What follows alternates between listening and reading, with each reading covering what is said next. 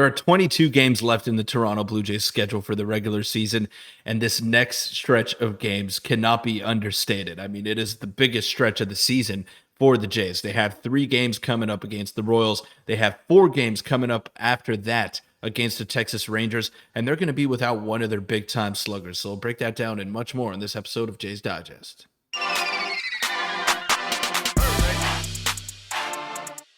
What's up, Jays fans? I'm your host Peter Vryonis, alongside host Nick Gosse, and can't be taken lightly this next part of the schedule here, because the Blue Jays need to start winning some ball games, and they need to start winning some ball games in succession. They haven't been able to go on those lengthy winning streaks that they've been able to do in the past in 2015, 2016, and even to a certain extent last year as well. They just haven't had that single stretch of games where they've been dominant and have looked like one of the best teams in all of baseball. I'm hoping that it's going to come in these next 7 games against the Royals and the Rangers, but tonight will be a great place to start that, Nick. Yeah, and luckily, none of the other teams that we're really competing with have had that crazy stretch either. But before we get into the video, thank you guys for 8,000 subscribers. We hit it yesterday. Your support's been unbelievable. And now I guess we're on the road to 8,300. So make sure to hit the subscribe button. And me and Peter, thank you a lot for that. And let's just get into the craziness that we have today. And Peter, you mentioned it. And let's start with the schedule. And then we'll get into some of the more important major update from the Texas Rangers. And it's kind of funny we're talking about this because that's how important this series is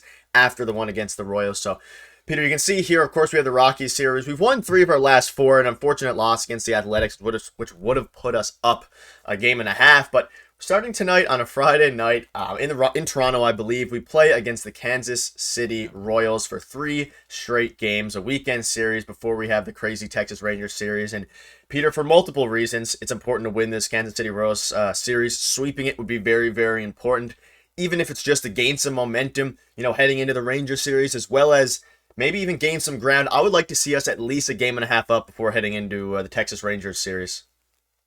Yeah, obviously that's ideal, but the bottom line is that you got to go ahead and take 3 out of 4 against the Rangers. It doesn't matter what happens in this weekend series if you can't go ahead and win that Rangers series. I mean, that's going to be the one that we're all looking back on at the end of the season. When we look at the wild card standings, when we look at the AL West, at the AL East standings, that is going to be the series that determines a lot of different teams' placements.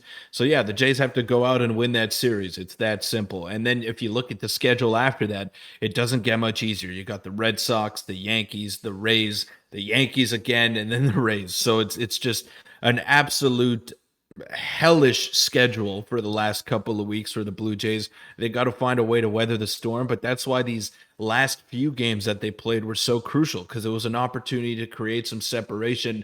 And I know they're still in a favorable spot. I know that the Rangers still have 7 games left to play against the Seattle Mariners, and all chances are, the way that they've been playing and without Adolis Garcia, which we'll touch on in a little bit, they're not going to pick up too many wins because they just don't have what it takes to compete with those other teams. But yeah, this was an opportunity for the Jays to really separate themselves from Texas and then lay the death punch, the final knockout blow on them in that 4-game series. And unless they sweep them, I don't think it's going to be a knockout blow. Yeah, I know. I agree. Again, this might be a series, and we're talking about the Athletics and the Rockies little stretch there against the easier teams that we might look back on in a month from now, and if we get eliminated from playoff contention, and say that was where the season was really made. Now, this Ranger series, like you said, is the most important series of the year. However, it's most important series because we need to make up a significant amount of ground on the Rangers in that series because of how hard our schedule is towards the end of the year. Yeah, the Yankees aren't the Yankees we all know and love, but they're playing good baseball as of late. The Rays are the Rays, and Peter, there's not many off days in between that, and it's just constant, brutal games to end the season, so we have to make up ground now, and it might be a bit easier because of what came out yesterday. And this, this coupled with Bo Bichette supposedly, allegedly, returning tonight. We haven't been confirmed on that yet. I'm sure Arden Zwelling and Ben Nicholson-Smith will tweet that out before the game, but Evan Carter is coming to the major leagues. Adolis Garcia is going on the 10-day IL, which means that he will not be there for the Blue Jays series, which is, of course, the most key thing to note. However, he also won't be there for a couple of other games for the teams that the Rangers are going to play when it's not the Blue Jays, which is equally as important when we're trying to fight them in a race. And if you're not familiar with Adolis Garcia, what a season he's putting together. 3.7 WAR, not the best defender, however, he is an unbelievable hitter. It speaks for itself. 34 home runs, way more than any Blue Jay has this season. An OPS of 817, OPS plus of 118, and he is a true middle of the order impact hitter that I Yeah. could have seen given the Blue Jays problems. I'm pretty sure he's given the Blue Jays some problems this year. I remember him kind of just doing crazy things. He's having a breakout year for the Texas Rangers, and without him, the way the Rangers have been swinging the bat, like you said, it's going to be a little bit tough. I mean, they have the talent to do it. They have Marcus Semien, they have Seager, even Jonah Heim is a phenomenal catcher, but without Adolis Garcia, it's going to be hopefully a bit easier for the Blue Jays to go ahead and win 3 out of 4. I'm not looking for a sweep against the Rangers. It would be nice, but like you said, win the series and we put ourselves in a very, very good spot, especially because of how hard the Rangers' schedule lines up for the end of the season. Right. Just to touch on that last point that you made over there, Nick, the Rangers currently have the tiebreaker over the Toronto Blue Jays because they took 2 out of 3 when two teams played in Texas earlier on in the year. So if you are the Jays, a split doesn't help you No. too much. Obviously, you don't lose any ground, you don't gain any ground. But when it comes down to the end of the season, let's say you're a game behind or you're tied with the Texas Rangers, might come back to bite you in the behind. So you want to go ahead and take care of business. And when it comes to Adolis Garcia, that Rangers lineup is just so loaded. I mean, he's having an unbelievable season, 100 RBIs. He's really their Yeah. run producer in there. Corey Seager, if he didn't miss any time, would probably be in the MVP conversation right now.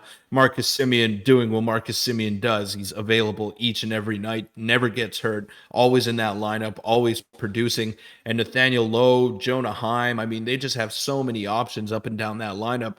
So to have a middle of the order bat out for those Blue Jay pitchers to go out and face, I mean, it's a big break. It's a big sigh of relief as well for the Blue Jay pitching staff, for Pete Walker, for everybody, because that's a guy that you really got a game plan for. And you got to change your pitching philosophy when Adolis Garcia is in the lineup.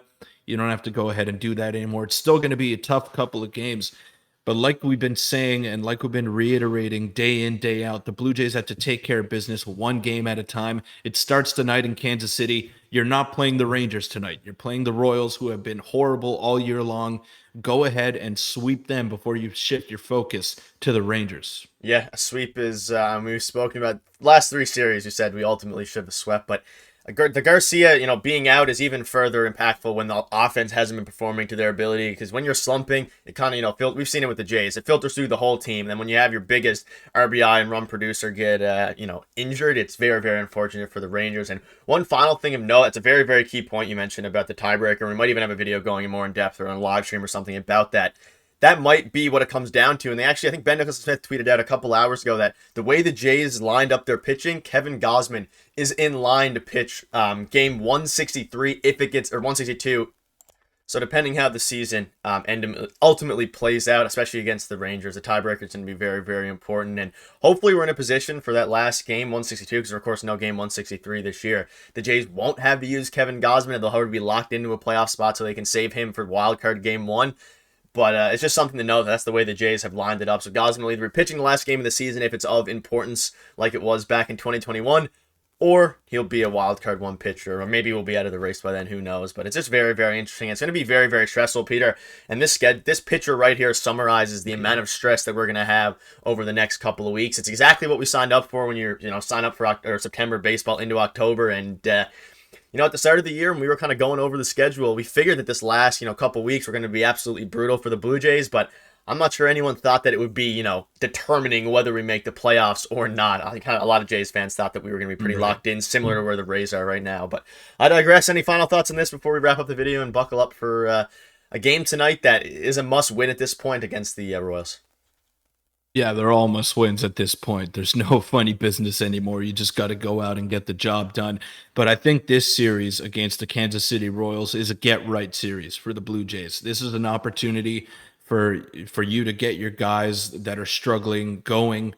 This is I'm looking right at Vladdy. I'm staring at him right in the face right now. This is a series for you to get going, to jump that RBI total up, to get that batting average up, to get that OPS over 800. This is the series where your numbers got to inflate and where you got to put up a crooked number on the scoreboard every now and then and just gain a lot of confidence heading into this final stretch. Because if you look at the schedule one more time, Nick, It's probably going to be the last set of easy games that Yep. the Blue Jays are going to have, and they're not, none of them are easy at this point of the season because the Royals have something to play for as well. They want to spoil your playoff chances. They want to ruin your season as best as they can with whatever that they have available at their disposal.